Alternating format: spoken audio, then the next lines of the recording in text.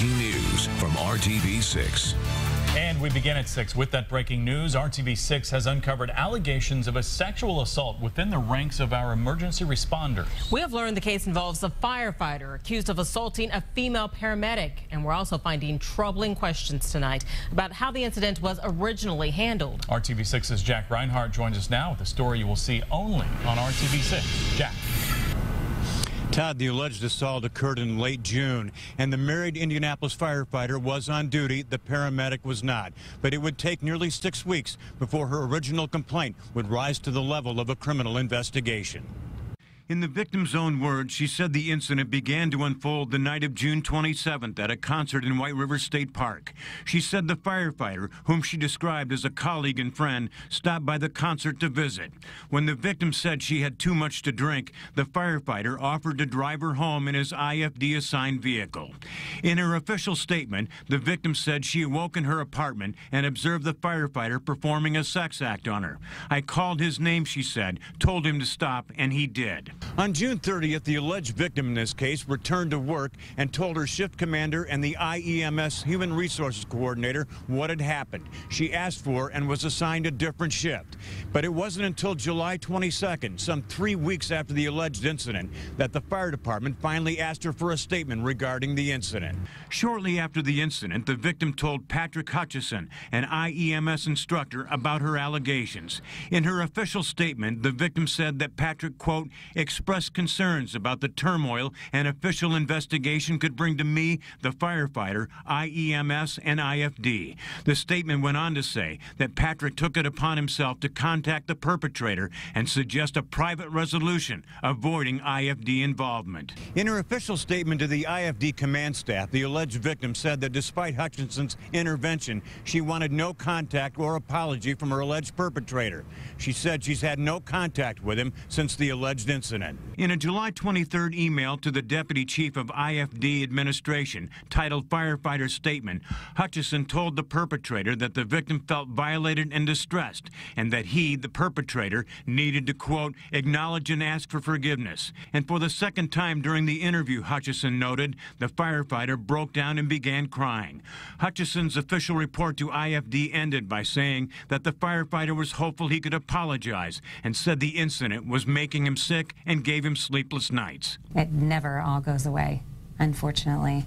There is healing, but it never goes away. Michelle Correo, the assistant director of an organization that counsels victims of sexual abuse, would not comment directly on the details of this specific case, but she says the first thing that everyone should do in a sexual assault case is believe the victim. It re-victimizes them and re-victimizes them and re-victimizes them. And then it makes them question sometimes, why did I even tell? You know, to make this right, why did I even tell?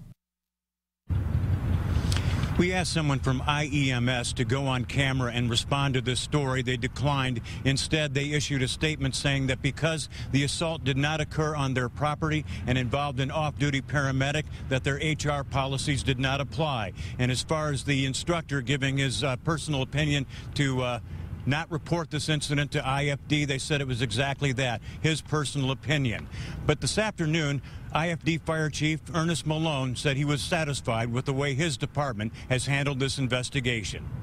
On the day IFD was contacted, can't speak to what happened before that or since that, but on the day IFD was contacted, the complainant was contacted and a meeting was scheduled the same day.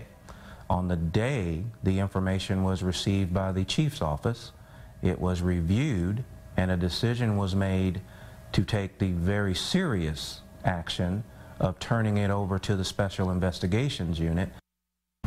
Now, just a short time ago, Metro Police concluded their interview with the paramedic.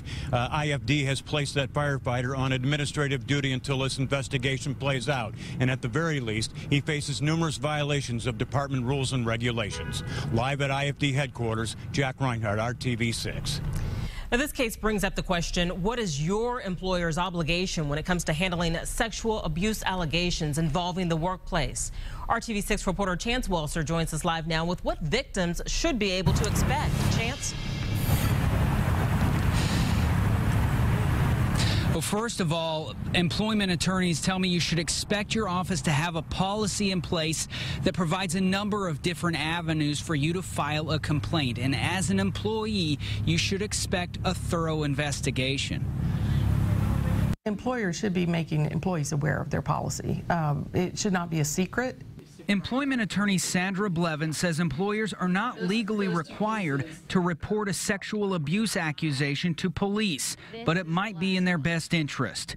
They may want to do that in order to protect themselves, to say that we took all appropriate action to make sure that this physical or violent behavior stopped.